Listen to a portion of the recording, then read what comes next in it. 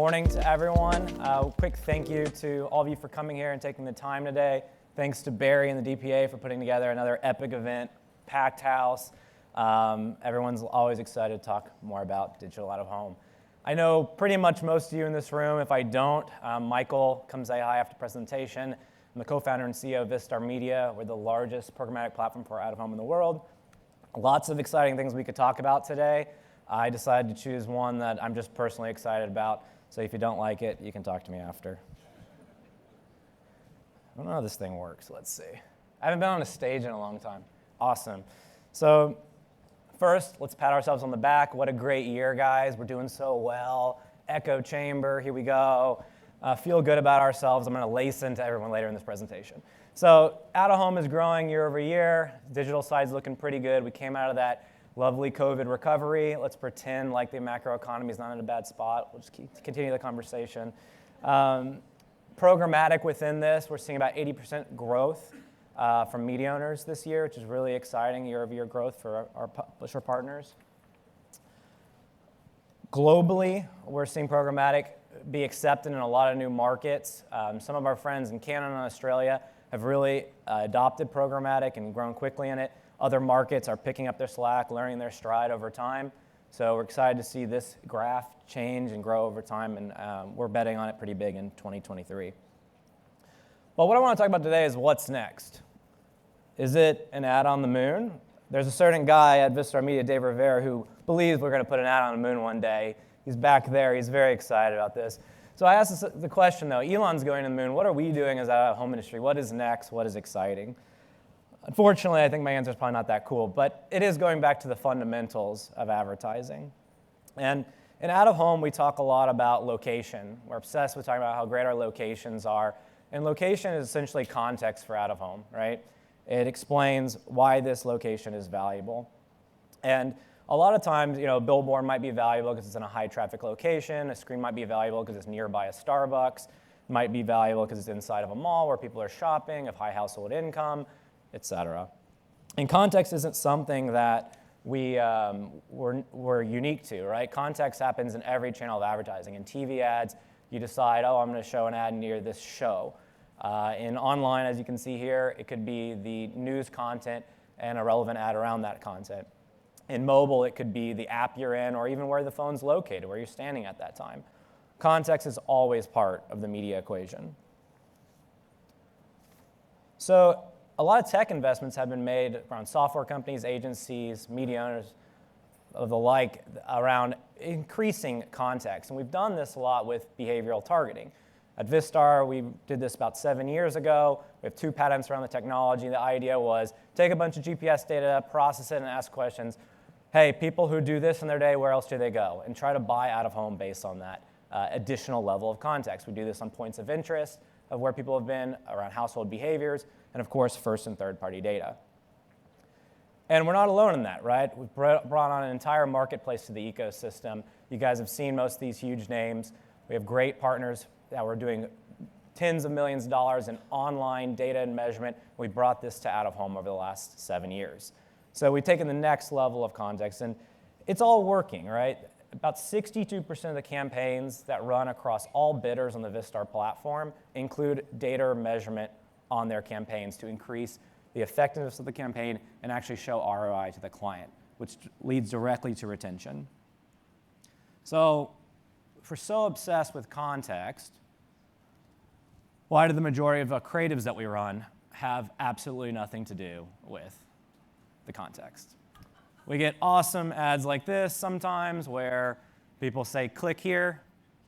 Unless you want me to take a bat to your screen, I don't know what you want me to do. Sometimes things are a little more subtle. Can't read this. I don't know. Wrong color, I guess. Sometimes you see static ads, an image essentially put on a video screen. That's a pretty common miss.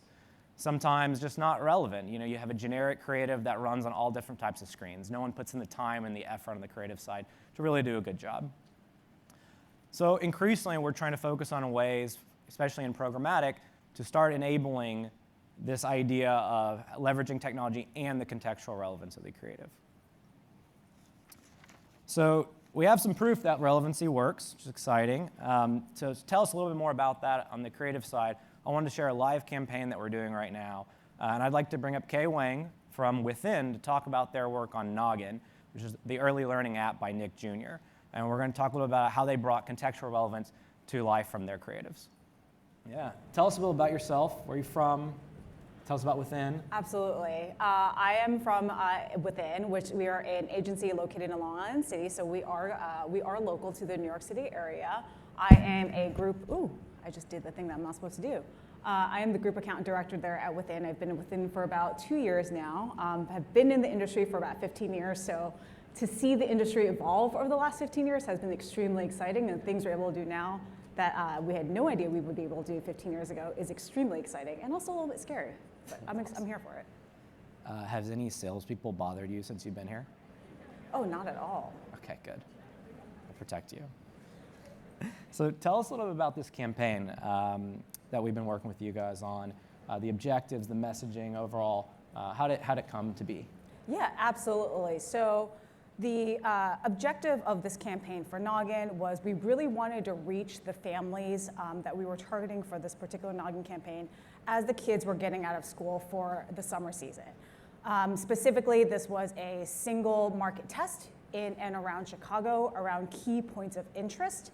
And then we also really wanted, to understand and measure the impact for driving the subscription intent of Noggin, which was really fundamentally the goal of this particular campaign. That's awesome. Super cute dogs. That's good. The creative plays such a critical role in advertising in general. It's clear you guys invested a lot of money in the creative element of it and putting the time and work on the different environments. Can you speak to, like, at an agency, what is that process like, and how, as people in out of home, we can get further involved in the creative process? Yeah, absolutely. So we encourage a lot of really close collaboration, and this is close collaboration with all of our partners, with our vendors, with our clients as well, across different teams and different departments. We really foster that type of cross collaboration so we can really understand at its core what the goal and what the objective we're trying to achieve is.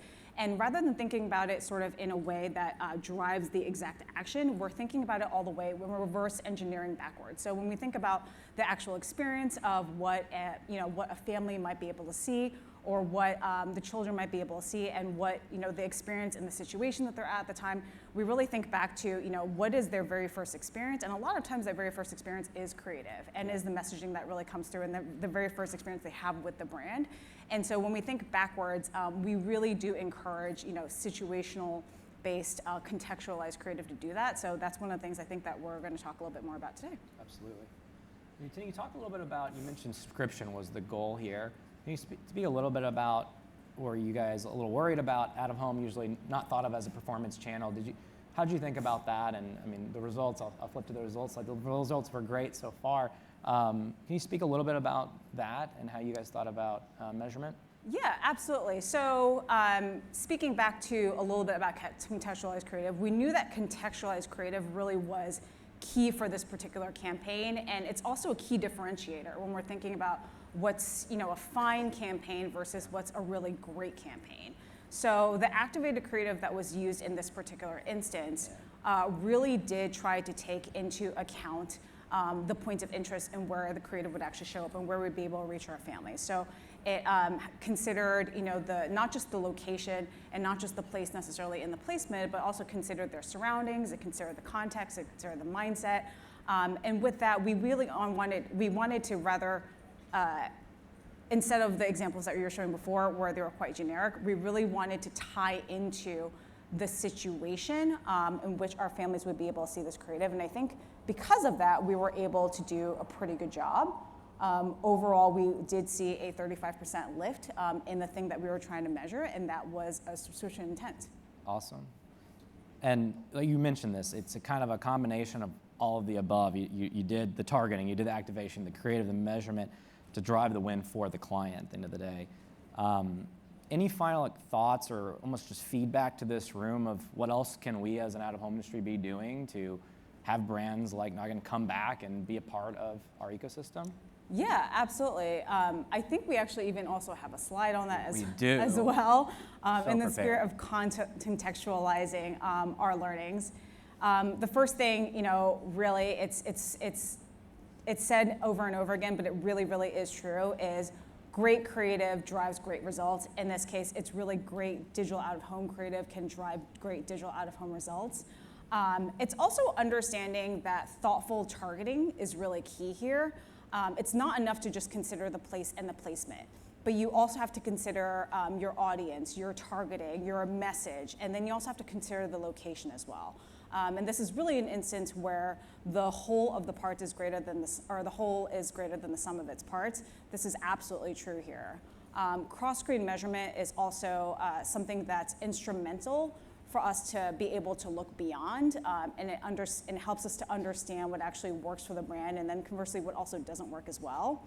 And then I know this last piece, forgive me for being super, super corny, but love it. Teamwork really does ultimately make the dream work. Close collaboration between our teams, our partners, again, and our clients, understanding the goal and objective, making sure that everyone is sitting at the same room, rowing in the same direction, that really does lead to the best campaign outcome. That's great. Not corny, I liked it. Big fan. It's a little corny. It's okay, fine. One off-script question before we go.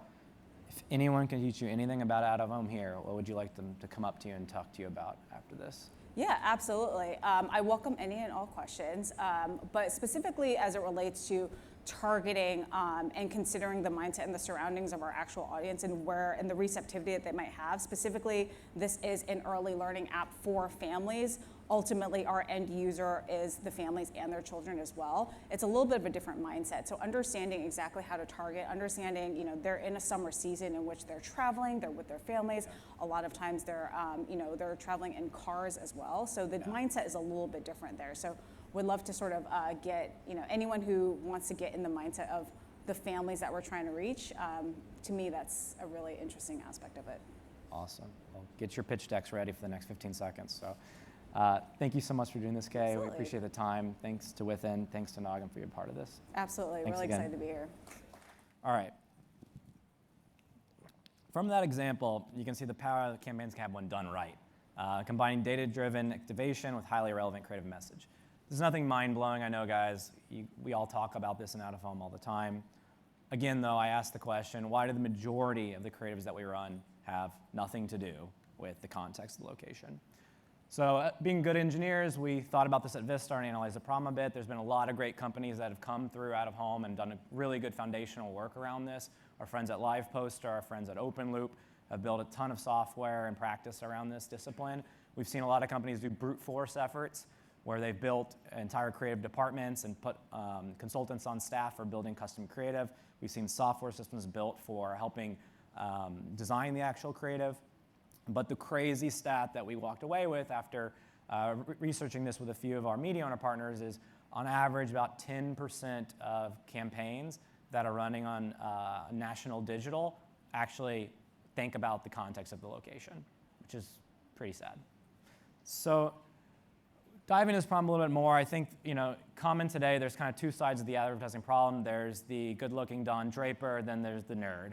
And the Don Draper side of things is really the beautiful storytelling piece of creative advertising. And to be honest, I think people have nailed that. If you have the money, you're a big brand, you're actually investing in out-of-home in a big way, you can afford to have a great campaign done. I don't think that's unproven today. The nerd side even has some work as well. So there's been a lot of science around the artistry of it all. There's been some great work done about images and video and how they're processed in our brains. Earlier this year, we announced we acquired a company called Sage & Archer, a 26-person company. It was the largest out-of-home DSP in Europe. And they have a whole creative studio team that not only builds creative for clients, but they also do a lot of research and studies around eye tracking and contextual environments to understand for each creative, where should you put the text? Where would the eyes go when they're walking past these screens? And it's been super interesting to kind of combine that nerd piece with the Don Draper side of things. And so from all these learnings, we've started building out a dynamic creative solution for the industry that we'll talk about in a second. And we've been fortunate enough to actually get that solution live with one of the most amazing campaigns I've seen us do in all these years. That really showcases the power of dynamic creative with bringing the actual brand's messaging to life. It's a perfect example of combining that big, beautiful out-of-home screen impact in prime locations with creatives that actually respond to the locations and moments in time. So to take a look at that work that we did for the NBA with our friends at Rapport and Dive and many of our media owner partners, I'll quickly play this video for you guys.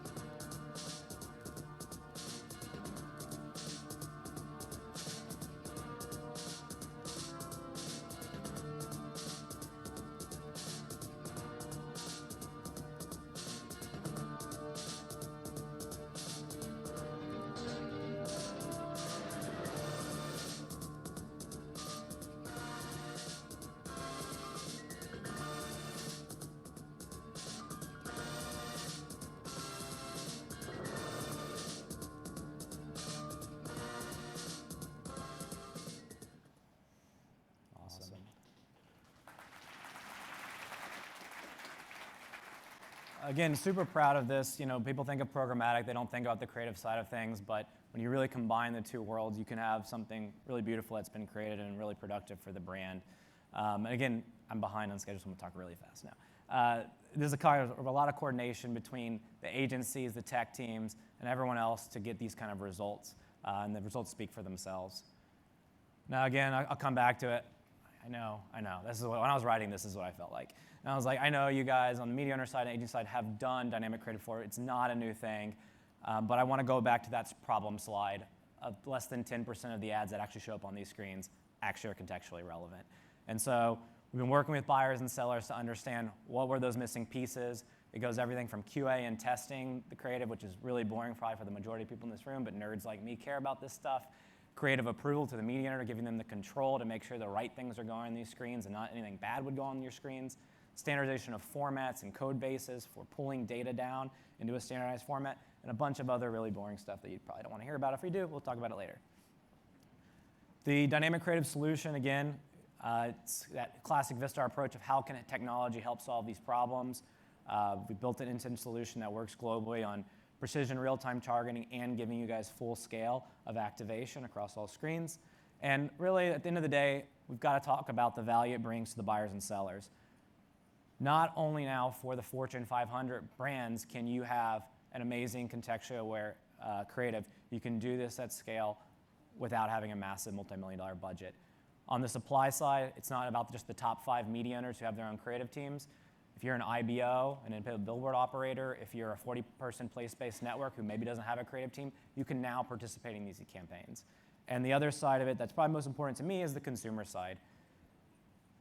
Imagine a digital screen. There's 7 slots in that screen, 7 different ads sharing. If only one of them is paying multi-million dollars to have a beautiful creative and everyone else is putting crappy banner ads on it, that ruins the entire experience for that brand who invested, number one. But 2, makes it irrelevant for the consumer. If the consumers don't care about our channel and our medium and the messaging that's coming out of it, we're losing as an industry. Almost done, Barry. Want to show the results? 7 campaigns in 4 months, $10 million generated this year alone. We're projecting a $50 million pipeline coming into 2023. Just want to thank all the partners for integrating and supporting the solution, and thanks to all the brands and agencies for giving us a shot early on. In conclusion, out-of-home is not a new channel. It's actually the oldest form of advertising. Mobile devices and programmatic technology over the last 10 years have really taken the out-of-home experience into a form of a renaissance, and the channel is more relevant than ever. We got a jolt of revenue from all that work on the tune of $450 million in the US market alone in 2022. So I think we're going to do a similar update to creative. We're going to level ourselves again. The second renaissance is coming. I'm excited to join that journey with you guys. Thanks, Barry. Thanks, DPAA. Michael Provenzano.